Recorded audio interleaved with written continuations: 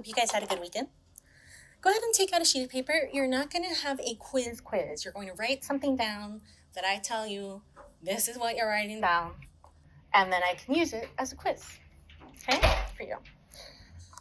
So go ahead and take that out. Just write your name, and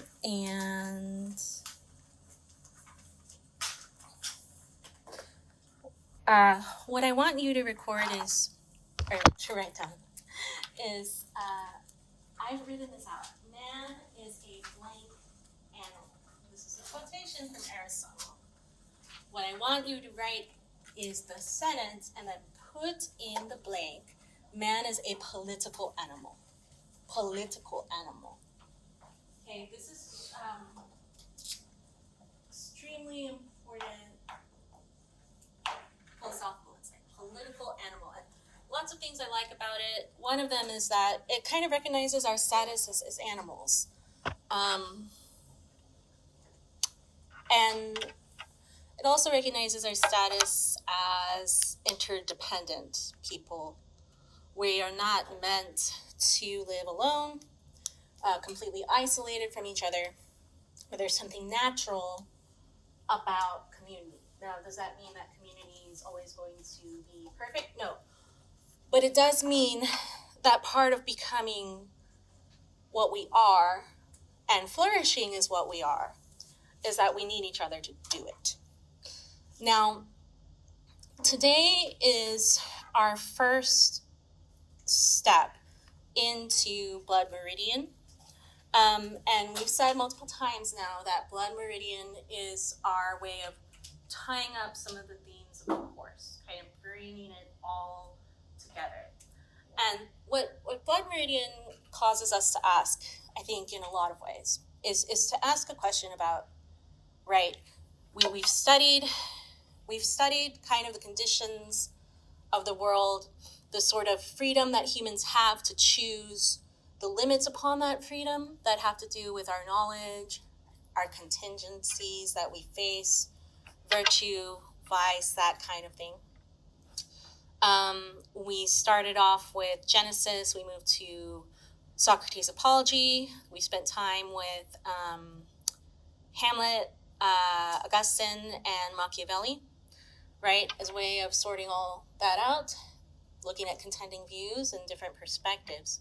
And then these last 2 days, we've spent time with Hannah Arendt and MLK, contemporary thinkers who, in a lot of ways, are asking the question of, okay, so how is conscience supposed to operate in a world where we have to choose between good and bad? What are the sources of conscience? How do we become the kind of person who can choose well? I see Arendt and MLK, the way that we looked at them, they have a lot to do with judgment. Okay, and I write that down, judgment. Not just the idea that we are people who choose between things, right? And that we think about the different limits and expressions and tensions in that freedom,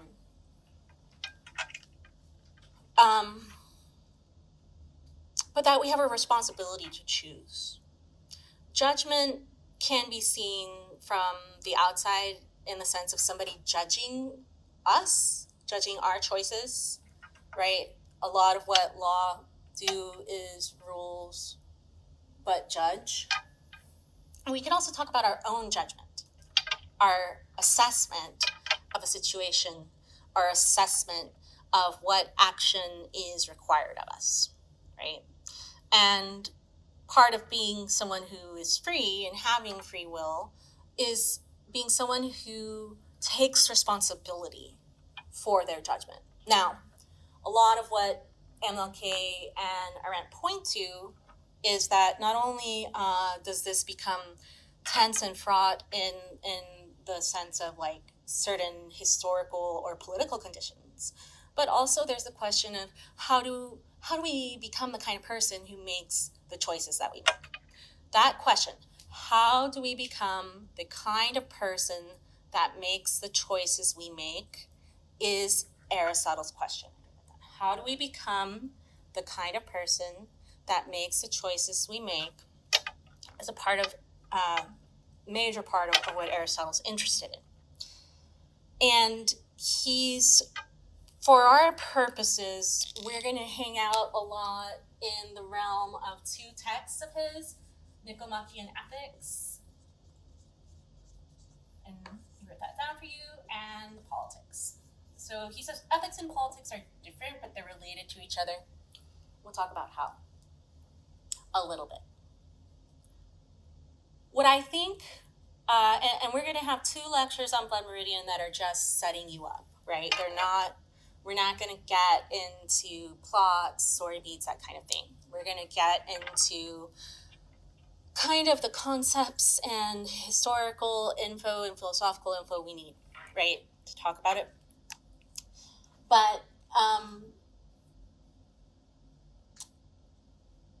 I think that what Blood Meridian is doing is kind of asking the question. It's a question that you see in Plato, too, in Plato's Republic.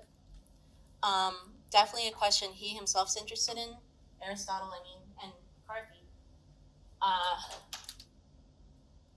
Are we just kind of fated? Are we fated to be whatever our circumstances are? Are we fated by whatever good fortune, bad fortune, whatever social context, historical context we inhabit? Is that like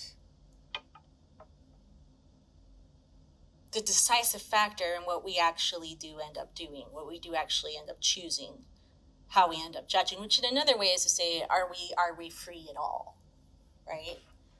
And in Blood Meridian, there's the main character is called the Kid, and the Kid has many of the critical forms of deprivation that Aristotle would identify as putting someone at a serious disadvantage to becoming the kind of person who can choose well.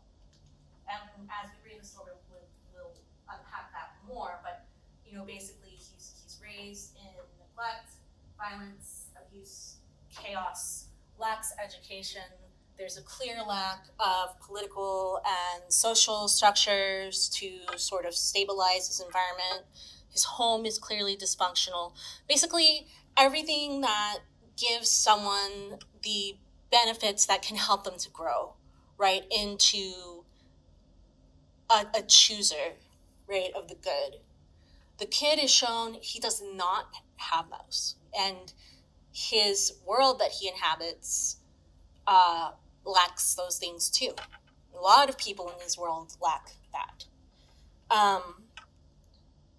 McCarthy, like Aristotle and like Plato at different parts, is going to ask, can someone who inhabits this type of situation,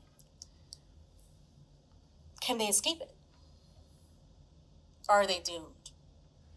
Right? If he's raised in this lawless, violence, neglect-filled way, is all that awaits him a future of committing lawlessness and violence and being a victim of lawlessness and violence? Or can he be something else? Can he become something? How is he going to become that thing?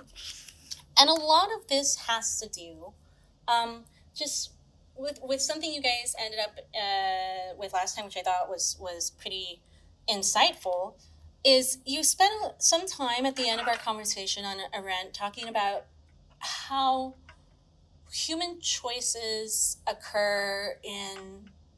they don't occur in a vacuum, right? They occur in a context. And we can evaluate choices, we can determine sort of whether those choices are, just or unjust. But part of understanding moral and political philosophy is understanding that we all act in an embedded and situated world. And that world, in a way, conditions us, that it is a source of our conscience, whether we are reacting against it or we're shaped by it. So for a little bit, I want to go back to Arendt, because I felt like where class ended was a very good place, but we need to unpack a little more to flesh out the point, get us onto the bridge that leads us to McCarthy, in light of everything we've learned so far and Aristotle. Any questions before we go on? Anything you want to point out, clarify? All right. Let me look it up. We talked about her, and I told you she has this really interesting book called The Origins of Totalitarianism. Now, remember that I've encouraged us to think about Arendt, think about MLK, think about politics generally as an interplay of sort of timeless things, timeless questions, timeless choices and tensions, and particulars, right? Like, you can talk about conscience as a universal thing, but you can also talk about conscience in terms of Hamlet, right? And the political situation that Shakespeare was writing in. Or you can talk about conscience in terms of Machiavelli, right? And in terms of the history of Rome. And so you part of what political theory tries to do is take universals and particulars, put them together. The Origins of Totalitarianism is a great sort of sandbox for us to consider the interplay of the universal and particular in political, you say political freedom, political action, however you want to put it. She wants to give an account of how totalitarianism came to power in both Germany and the USSR.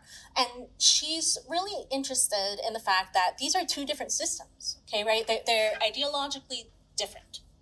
They don't have the same goal, but they both have this totalitarian structure. And she says that an important part of the story is you're looking at these moments of great tension and great tragedy in the 20th century. You need to understand totalitarianism as a structure. And to do that, she says, you've got to understand, in her opinion, all this is in her opinion, that an important part of the story of the rise of totalitarianism, which for her is sort of industrial scale injustice and violence, right? Is a response to how democracies of the time operated ineffectively. She also says it's a response to the loss of free discourse and free thinking. Finally, she says, and I'd be writing each of these bullet points down, that it's a result of human loneliness, a sort of human loneliness problem. One of the things I like about this work is how she is able to extrapolate from general principles to the particular. It's kind of a model of the way I want us to think and I want us to approach Blood Meridian. According to her, totalitarianism is a new, terrifying form of government that emerges in the 20th century. And she's really clear that it's not that there's never been injustice. It's not that there's never been grave evil or mass evil. It's that this is a particular form that's come onto the scene that is unique, right?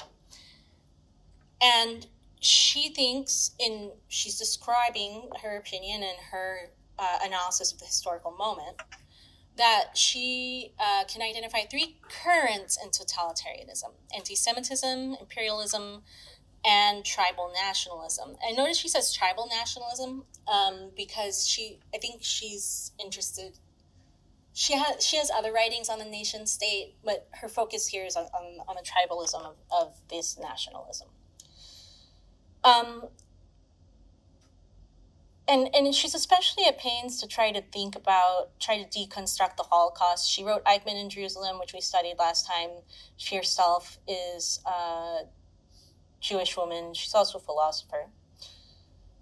So in the origins of totalitarianism, part of what she's interested in is she's trying to track out, going back to earlier in class, we talked about this concept called path dependency, about this convergence in politics between the pressures we face, the incentives we have, and the choices we make, and then how that determines what future choices exist for us.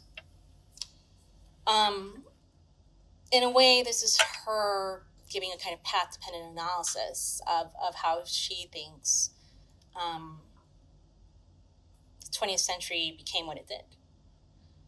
And she takes a very long view, going back actually to the 1600s. She says, European Jews were isolated from Gentile society, but they were close to power sources, which has really interesting implications for class. Also, in the 1600s, nation states are not totally established yet, right, in Europe. They're not these total dominant political units. There's still some feudalism, which is fairly strong. And what you end up with is this in-between moment. You're not a full-fledged nation state yet, but you are still having some feudal vestiges, not full-blown. They're really more like castes, she suggests. And one thing, going back to Shakespeare, she points to Shakespeare's The Merchant of Venice, is that in this period, the Jewish people occupy an interesting spot because the Catholic Church is so influential in society, and they teach that usury is a sin. So the feudal system, insofar as their finances were managed in ways that they wanted to be able to have benefits of usury, they needed a class or caste of people who could do that without it being sinful. This means that, according to her, there's a unique status of the Jewish people in Europe where they're benefiting financially, and in that sense, it raises their social status because they're receiving these interest payments. But there's a limited payoff to their social status, okay? So in a lot of cases, social status increases as income increases, as resources increase. But in this case, the increase in the social status is something that's occurring out of this sort of taboo. And so social status won't be impacted in the same way.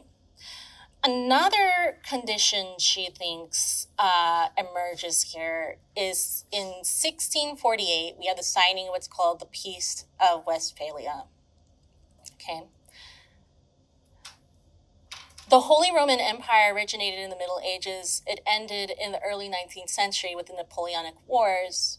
And that empire was run by an emperor who basically he had seniority over all of these European monarchs. They're like his vassals. So we think of these kings as being really powerful, but the truth is that they're kind of like his lords, or at least that is the idea.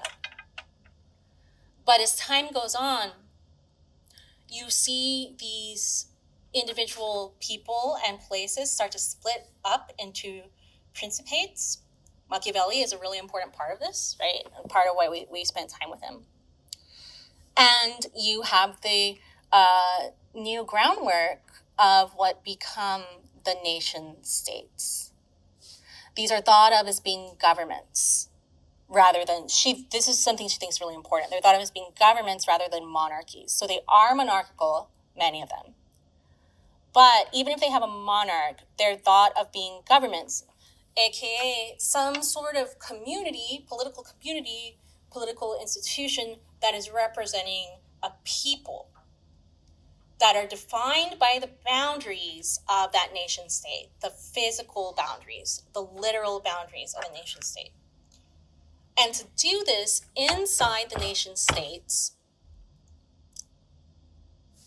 they have to unite around an idea of their uniqueness and internal homogeneity. This is something we see with Machiavelli too when we studied him. You know, he's talking about an Italy that is filled with factions. And actually, at the time that he's writing, you would have people from parts of Italy who may not even be able to talk to each other because of how different their dialect is. And part of what he's interested in is thinking of Italy as a unit, as a nation. Well, how do you do this? You have to think of it in more homogenous terms. And so as the nation state rises, there's more of an attempt to create unity. Even though in each of these nation states, there's I mean, they come from the Holy Roman Empire. And there is a natural unity in some ways, but there's also a great variety. With feudalism's end, Arendt says, the Jewish members of the society in these nation states, they get more solidly into the realm of financier. And the nation states also become really into what we would think of as more modern arrangements of the market system, more complicated markets, okay? And again, you have the considerable improvement, she says, of the status of Jewish people in Europe at the same time that there is not an apparent natural place for them, in her words, in these nation states, which in order to become more coherently united have to emphasize the homogeneity of their cultures. This leads to an emphasis on kind of this idea that she says Jewish people are elite outsiders in the nation state. And it also leads to a perspective where whether you're talking about lower classes or higher classes, there's this very, in a lot of ways, maybe socially useful group for social institutions having to do with the market. But on the other hand, there's maybe you might say a moral alienation, she thinks. Now, why is that important? Well, one of the reasons it's important is because she is trying to give a diagnostic about the rise of totalitarianism. And like I said, she's going to hop between universal and particular insights. And she's going to look at the particular to try to get universal insights out of it, to extrapolate them. Another reason is, she says, that anti-Semitism is just an aspect of this. Which she's basically trying to describe conditions that she thinks lead people to turn to totalitarianism as a political instrument, is what I would say. She's trying to look at diverse conditions, material and historical, that give rise to people finding an appeal in the totalitarian system and kind of its function and its promises. So in addition to anti-Semitism, she's also interested in racial imperialism. And what she does here that's kind of interesting, and this is a move actually that you see in, of course, the context is going to be very different, but MLK and Malcolm X make a similar move in argumentation. Arendt, in Origins of Totalitarianism, she's going to give an analysis of internal conditions in Europe, and that's kind of what we went through right now. And here she focused a bit on anti-Semitism, and she also focused on the rise of the nation state. Now, in this next part of her interpretation, she's interested in, I would say, external conditions. And one of the big claims that she's going to make is that how a nation behaves internally, or what its conditions internally are linked to its external conditions, and vice versa, right? So here, she's interested in what she calls racial imperialism.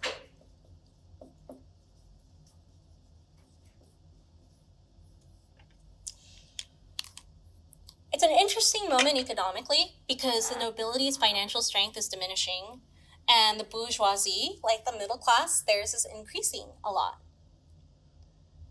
Now, in her opinion, some of the bourgeois find national borders limiting, okay? Because what they want to do is to become more economically imperialistic, to have networks that transcend borders, but almost like you could say a market empire. How are they going to justify this, though, if the primary political language is one of nation states and the justice of the nation state and the naturalness of the nation state as a political community? This is what she thinks the problem is.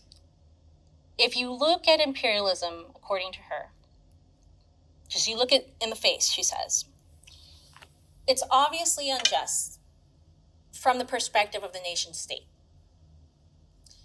Because why should one nation state be able to go into another and extract its resources? This, in a lot of ways, runs up against the ideas of sovereignty and borders and all kinds of things, right, that have become de rigueur in the European world. Well, you have to have a reason that it's okay, Arendt says, for resources to be extracted non-consensually from one country for the gain of another. And that justification, Arendt says, is racism. In the Western tradition, one of the sort of great boons of the nation state, and one of the things maybe the nation state solidify, is this idea that there are certain protections for citizens and that governments are limited by those protections, and they're limited by due process in terms of how they treat their citizens and how, and this also becomes something that affects or articulates how they deal with each other, right? However, if you were to keep that constitutional language and you were to keep that consent-centered language, and you were to keep that idea of limited government and due process intact abroad, Arendt says, you could not extract resources in the way that they are. In fact, in these places, what you have to do is have an autocratic rule. I'd write that down. An autocratic rule.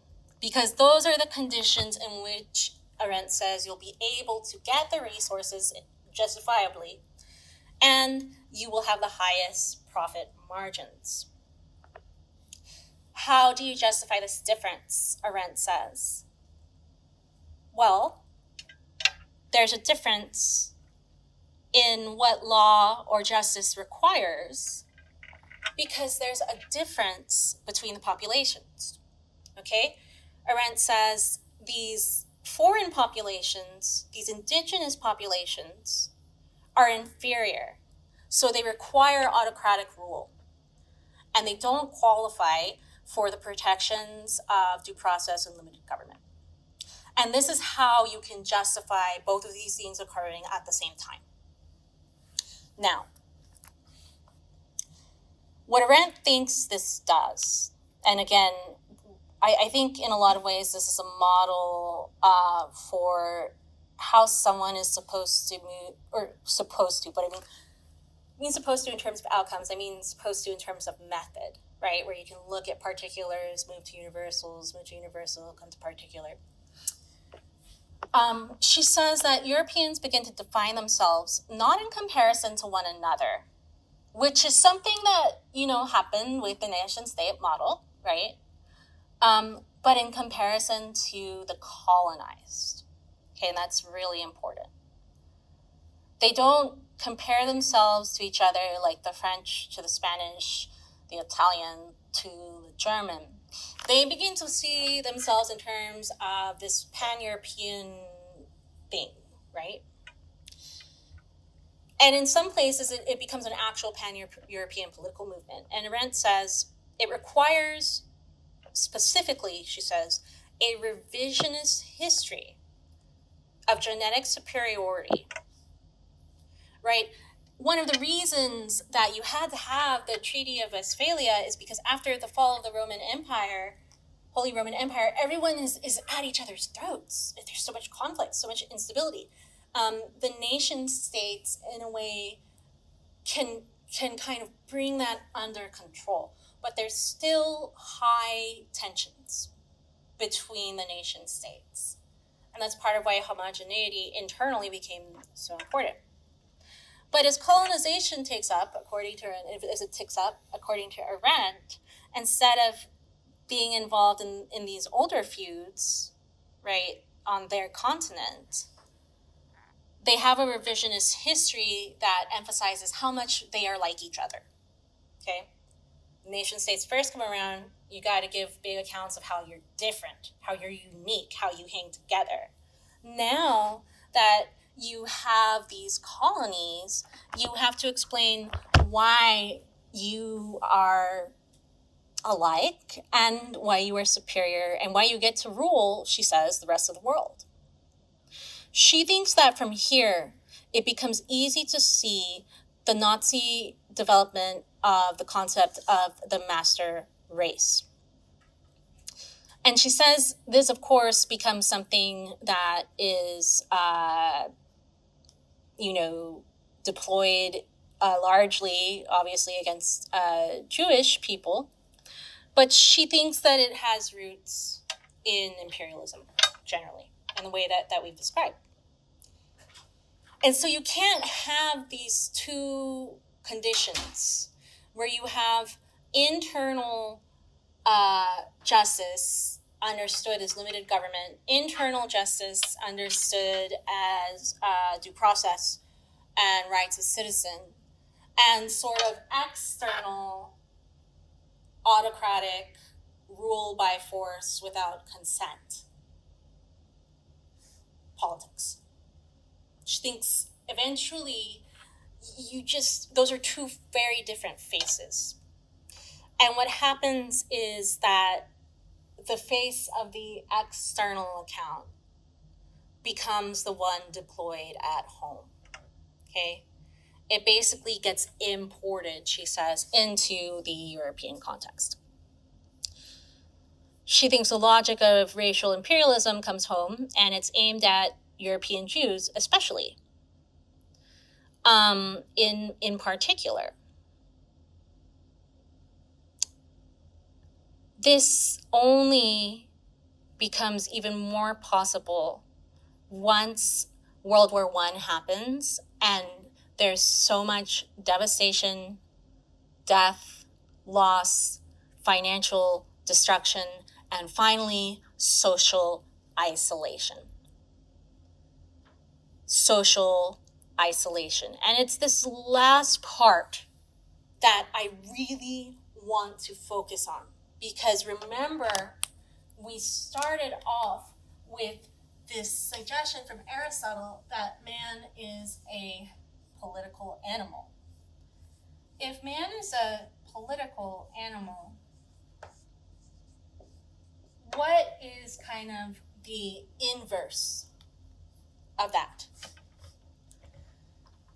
The inverse of that is the human completely atomized, completely alone, completely disconnected from their society.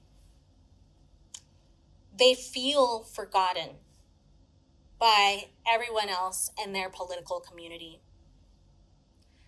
They lose a community perspective, which makes it easier for something like this revisionist history of pan-Europeanism to have some appeal. Because they don't have like real life people that they have to engage with on a daily basis and they feel some sort of concrete connection to. Some sort of real belonging and purpose that's embedded in their daily life. These abstractions, right?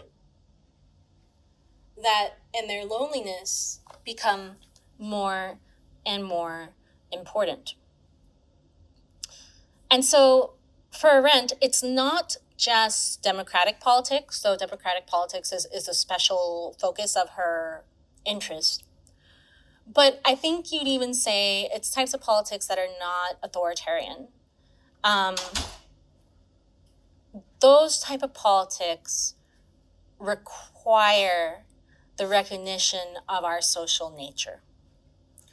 Democratic politics that's healthy, any type of politics that is healthy, not by force, not autocratic, is a politics that is not based on social isolation. For all of the reasons that Arendt has laid out, social isolation becomes the post-World War I outcome for most people in Europe.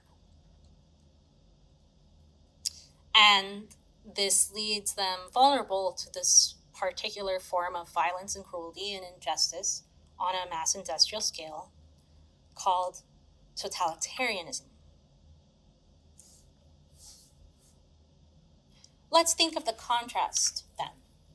If social isolation, right, becomes the seed of this type of destruction we're talking about for her. The anecdote is going to have to be a recognition that man is a political animal. The anecdote has to go back to Aristotle. How does that work? In Blood Merdian, the injustice, the cruelty, the violence, and it's a brutal book. It's got a lot of moments of sexual abuse, racial slurs, physical violence. It's brutal. Having grown up here and being from some of the places that are talked about in the book, emotionally it can be taxing in that particular sense. Not just, it's taxing, it's altogether taxing. But what I mean is, you know, I can think of family stories that I can relate to the book. And In Blood Meridian, the big danger or the big villain is not totalitarianism. It's something that's embodied by this character called Judge Holden. And we'll talk about him as time goes on. And he's sort of the representative of injustice. I write that down. He's the representative of injustice. And one of the things that's really interesting about him for our purposes is he's called a judge. Because this final part of our course is about judgment. The villain of this story is Judge Holden, a judge, right? A judge. The kid has a famous line where he says, "What is he the judge of?" And that's something we'll get to over and over again. So the villain is different than in Arendt's analysis. But the seedbed of what makes that villain rise is the same. It is social isolation. I write that down. It is social isolation. So then, what does the alternative look like? What is the opposite of social isolation? I've gestured over and over again to Aristotle. This is something we're going to have to unpack as we keep reading this book, right? As we keep reading Blood Meridian and as we have lectures. But I can kind of lay down some basic points for you, or some basic accounts. So I'll go ahead and I'll do this soon. But first, are there any questions before we move on? Or any insights before we move on? All right. Okay. Man is by nature a political animal. We are meant to live in a community. The time that Aristotle writes, that type of community would be called a polis. It's like a city-state kind of thing, not like a nation-state, like a city-state. Why does that exist? Does it exist for the sake of order? Does it exist for the sake of markets? Does it exist for the sake of physical protection? I mean, partly, yes, but most importantly, what Aristotle says is that it exists, the polis exists for, quote, the sake of living well. I write that down. The polis exists for the sake of living well.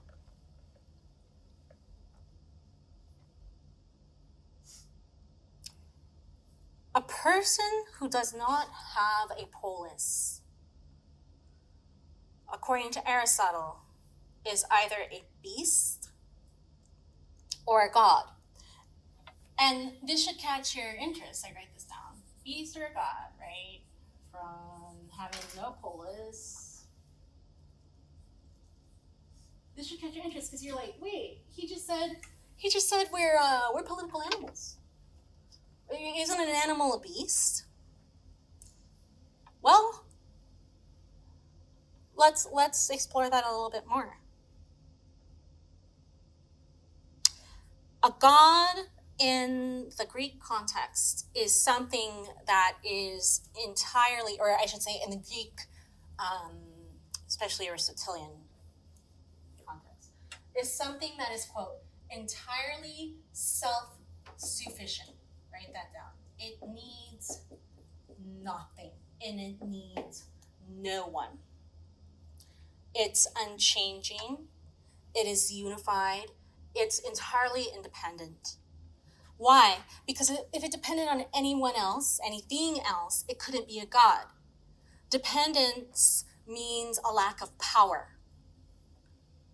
So unless the god is entirely self-sufficient, it is insufficiently powerful, which means it can't be a god. Now, a beast, for him, is something that is entirely driven by instinct.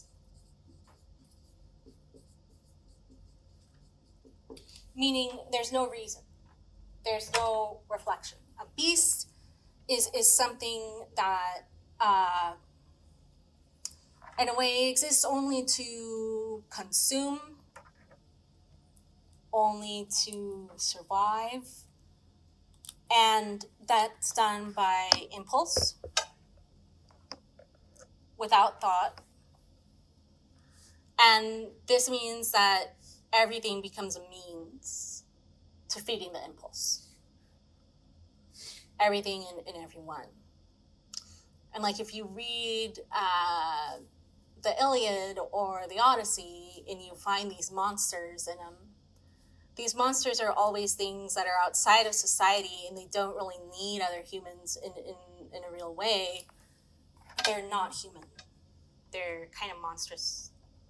They're outside of the realm of community.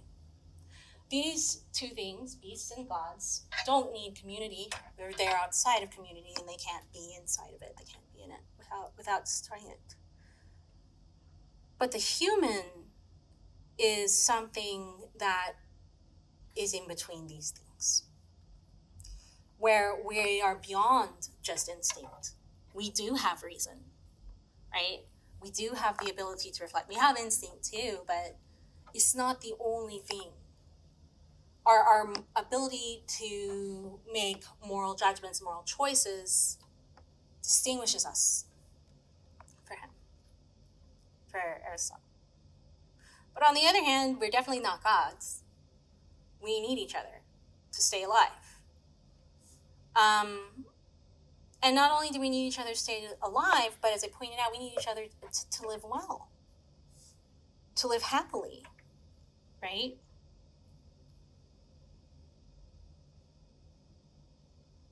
We become more of who we really are when we can be together. And some of that does have to do with material conditions. Like, we'll be able to protect ourselves better from outside threats. We'll be able to exchange goods. Like, you grow wheat, I'll take care of chickens, and, we can have a sort of trade. But it's also our soul that grows in community. We grow from the love of our parents, love of friends. We grow from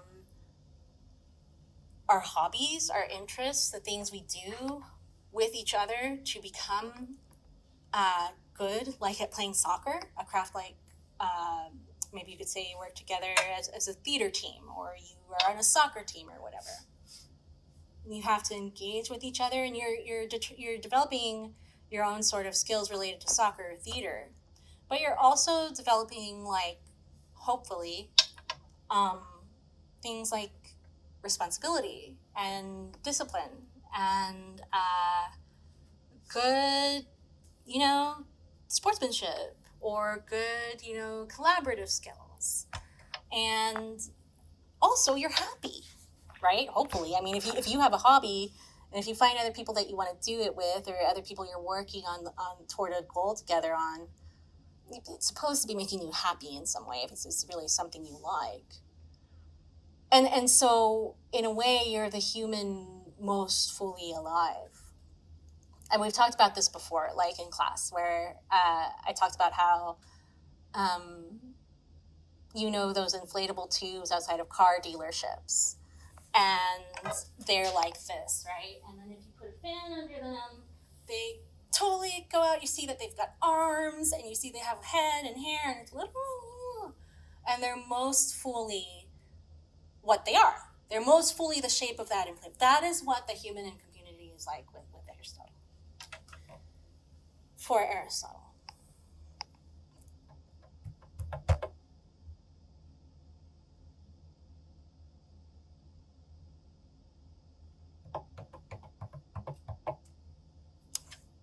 This means that shared laws, and I write this down, shared moral codes, shared institutions, shared interests, shared entertainment, shared art. All of these things play a role in making the happy life possible. And all these things are things we can't do or experience alone.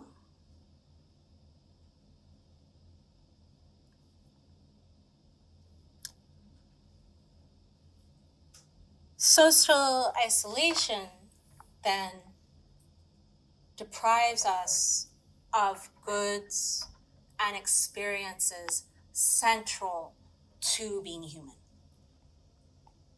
It's like we don't recognize it, but it's like taking away the air that we breathe on this analysis. Now, add to this the concept of something called, so look at this part of the board, I'm going to add something called virtue to it. Virtue has a lot of meanings. You guys learned that from Machiavelli, especially. But for Aristotle, we'll just kind of get into his head about it for a little bit. Virtue is living according to reason. Okay, right there. Virtue, all he says about it is living according to reason.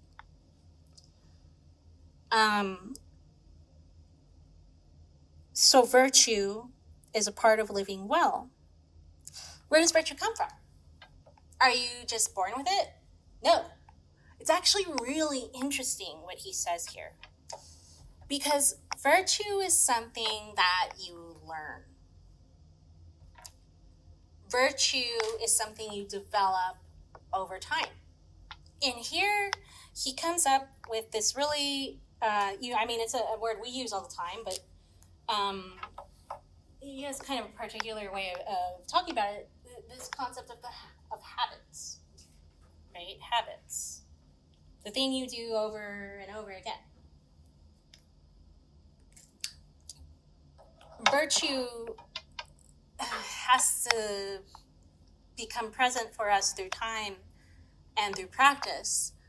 But a part of how you even get into being able to practice it in the first place is that there's some incentive to form the habit to.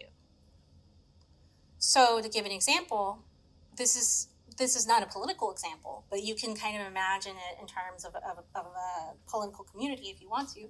But let's say that I want my kids to learn chess, and I do. I actually have been teaching them how to play chess recently, and there's a lot of adventures with that because we have like real chess, and then we have like my youngest daughter's version of chess, and it's fun. Okay, but let's say that one of the things you'll notice is like when you're, this is just an example Alistair McIntyre gives, when you're teaching a kid chess, there's a lot of fun things they could be doing that's not chess, right? Also, maybe less stressful things, like chess has all these rules, very kind of idiosyncratic things. I mean, I suck at it, and I'm like a million years old, so was the kid going to feel like, yeah, this is so easy, I'm so good at this, yes? No, right? No. So how do you get a kid to kind of buy into it? Well, there might be some who on their own want to do it, but there's going to be a lot who don't. And so you say, hey, let's play chess for like 10 or 15 minutes and, bear with me. We'll do it. You do a good job. I'll give you some skills. Okay? Right? And then so they play, and 15 minutes, you're just doing it in this unstructured way. Then they get some Skittles. You do that for a while, and they're getting more and more used to it. Maybe in 2 or 3 weeks, you say, okay, you're not going to get Skittles just for like playing with me for this period of time. You're going to get Skittles for, being able to capture X amount of pieces. Maybe at first, they're not going to be able to do it. But then, they capture a pawn or something. Well, there's your Skittles. The idea is, over time, if this goes on long enough and in the right conditions, the kid is going to find that there's a good that is extrinsic to chess, which is the Skittles, or whatever thing they like. Sour Patch Kids is actually probably the thing that my kids would want. So at first they're like, yeah, I'm doing this for this external good of Sour Patch Kids. But the habit, what I'm trying to do is I'm trying to turn this into a habit, And as they do it repeatedly, but first they're doing it for these external things. And then ideally, they might start to realize, hey, this is kind of a fun game.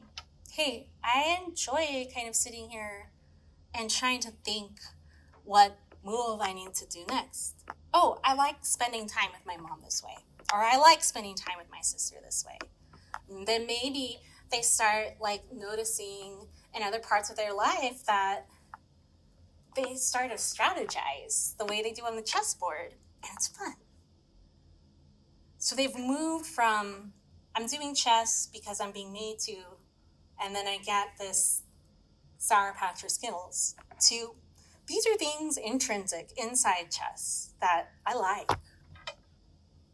Okay, and hopefully in that process, maybe they've learned some things like discipline, reflection, careful thinking, prudence, confidence, maybe, sportsmanship.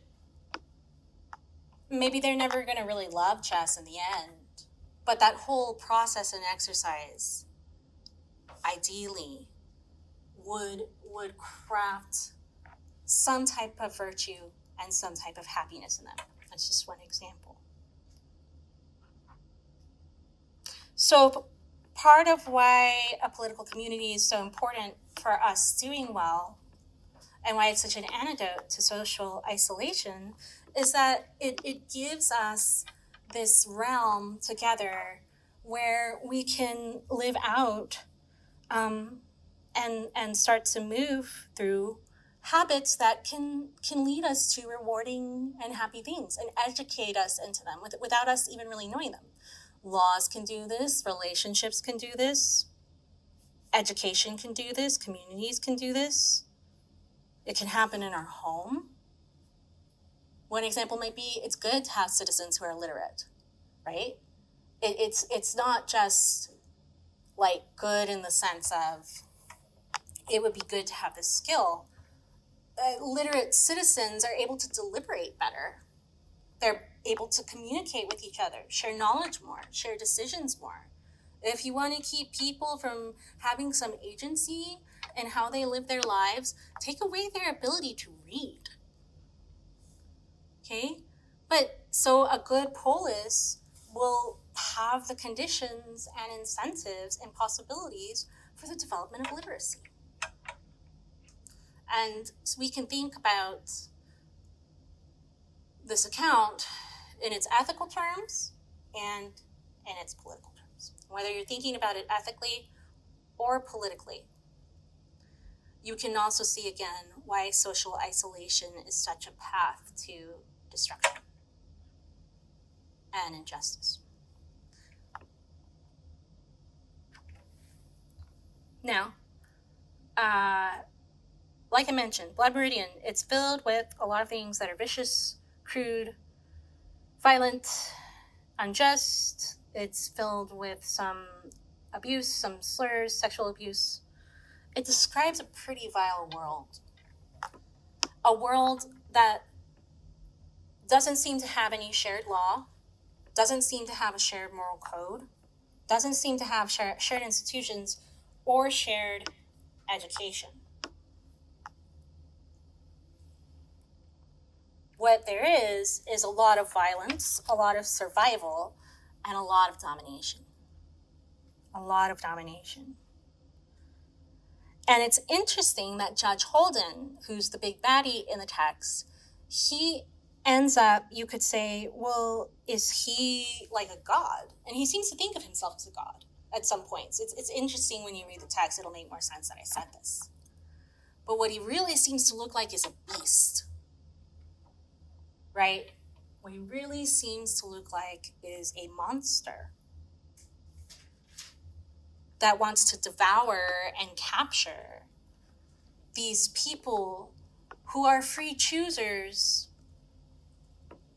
but who are already in the grasp, in the context of a world that has given them none of the resources for what they would need to live a good life. He wants them to become monstrous.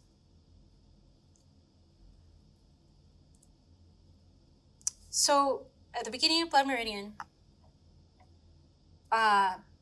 there's epigraphs. There's 3 of them, and we'll look at all 3. But the third one is from the Yuma Daily Sun from 1982, and it's an excerpt from a news article. And it says, Clark, who led last year's expedition to the Afar region of northern Ethiopia, and UC Berkeley colleague Tim D. White also said that a re-examination of a 300,000-year-old fossil skull found in the same region earlier showed evidence of having been scalped. McCarthy is trying to put us in mind, kind of like the book of Genesis did when we started the class, that along with the human condition, there seems to be a deep and persistent urge for violence, for great violence. You can even go back this far, and you can find fossil evidence of scalping. That means that this is something that has traveled across civilizations. That for years and years and years, generations,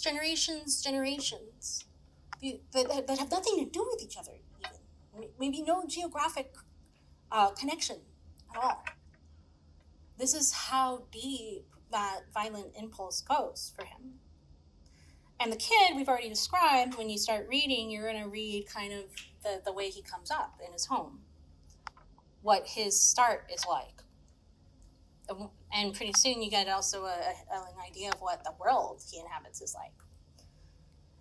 And McCarthy has this great thing on page 5.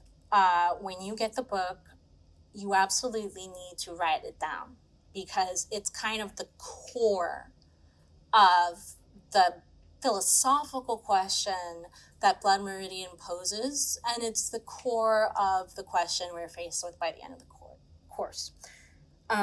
Here he's talking about the kid.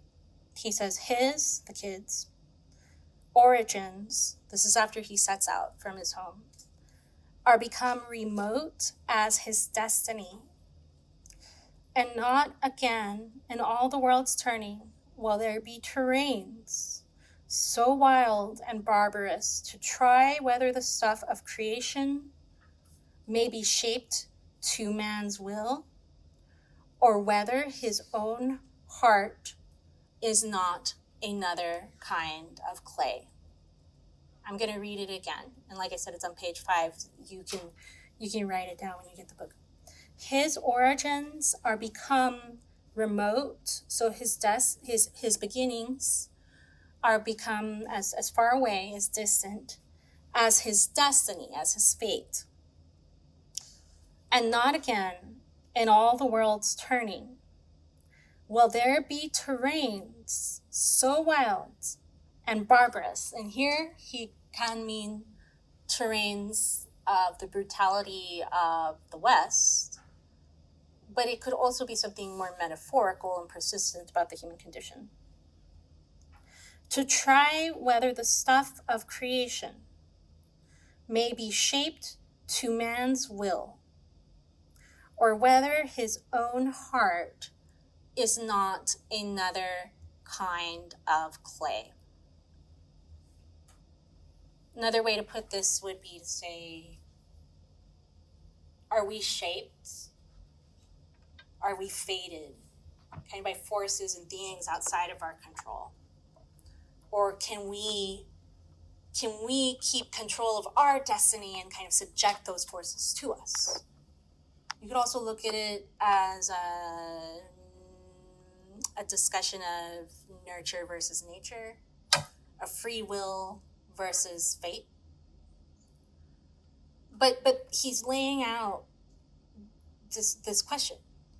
Can we become the kind of thing, that the kind of person that can live well, that can transcend, right, our conditions, as bleak or as brutal as they may be? Or do those things just define us? Do they just nip our ability to develop, to become good in the bud from the get-go, right? That's the point of interest. Yes?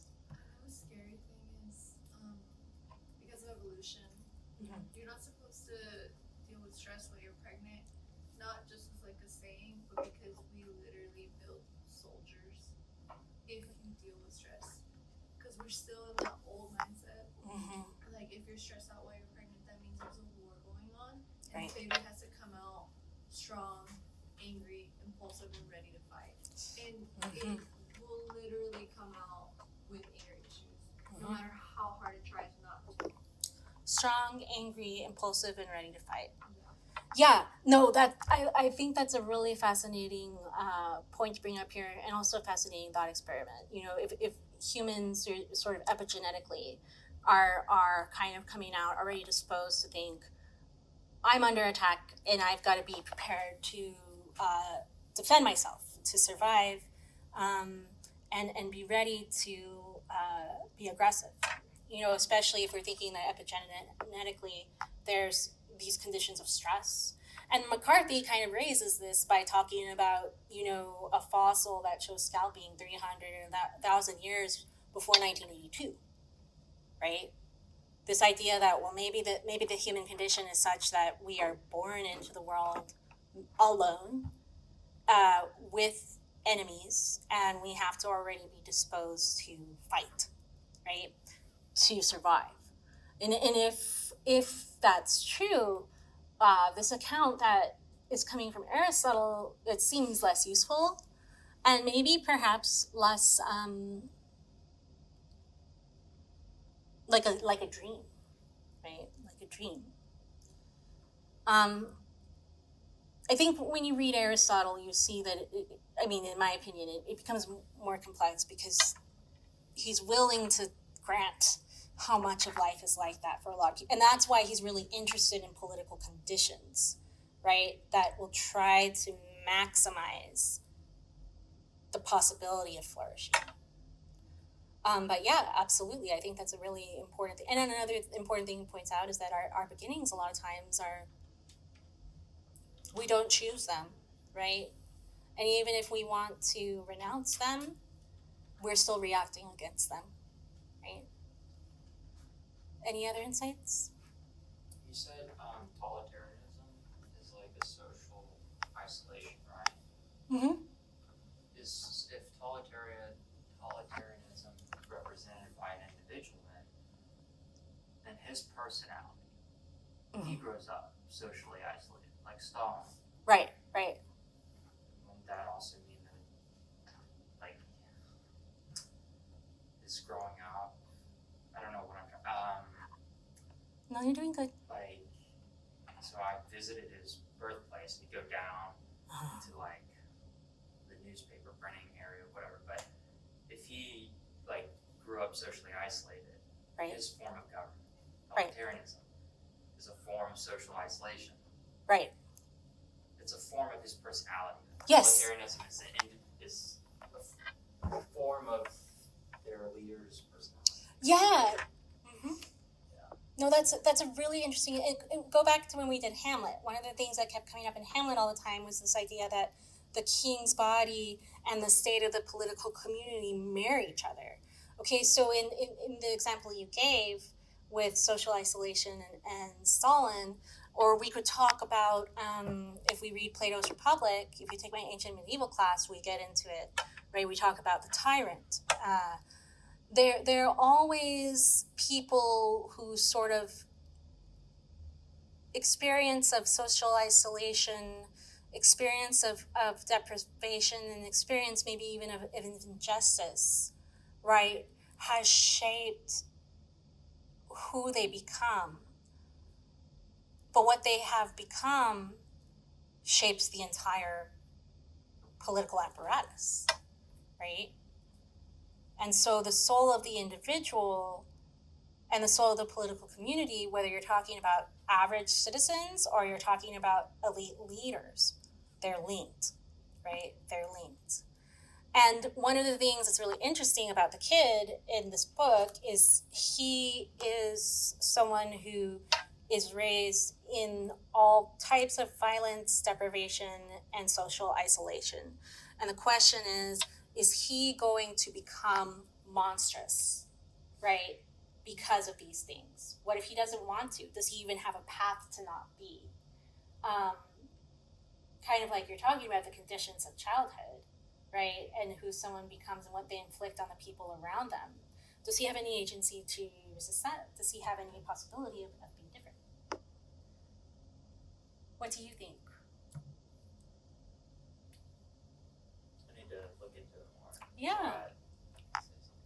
Well, it's a good. I mean, it's a really good question. This is part of why people get really into like forensic analysis and stuff with serial killers or something. It's like one first look at their childhood, right? We do this with political leaders. There are dossiers that governments have on each other's leaders that minutely track things from the moment of their birth and like their basic human needs, emotional and physical, right? And they track them out and they develop profiles from this. It's a major political question. Anything else? Yes. Good. Okay, so for him, for Polis, like the way we're going to use Polis is going to be political community. Okay, that's kind of a generic phrase, political community.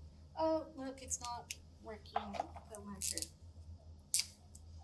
But specifically for him, it means a city, like a city-state, which would have been much smaller than our cities. You know, you might think about Athens, right? You might think about Sparta. A place that is big enough that you can have kind of systems of law and education and the ability to like institutionally arrange your defense and things like that, but not so big that you don't have to know and relate to each other, right? So like a nation state or our country, as big as it is, would not fit into his idea of a polis, if that makes sense. Good question. Anything else? All right, well, you guys are, as usual, doing great. I think next time I'm going to do more of like concrete Texas history. I put on your like your canvas the sort of way that we're going to read versus the way that we're going to talk about. So you may talk about the book. So you may want to start reading now. But all that info's there. But next time, there's no like reading or anything you have to prepare. Okay? And just be sure that you wrote down on a piece of paper with your name that man is a political animal. And I will take that from you. Okay? Good job. Thank you so much.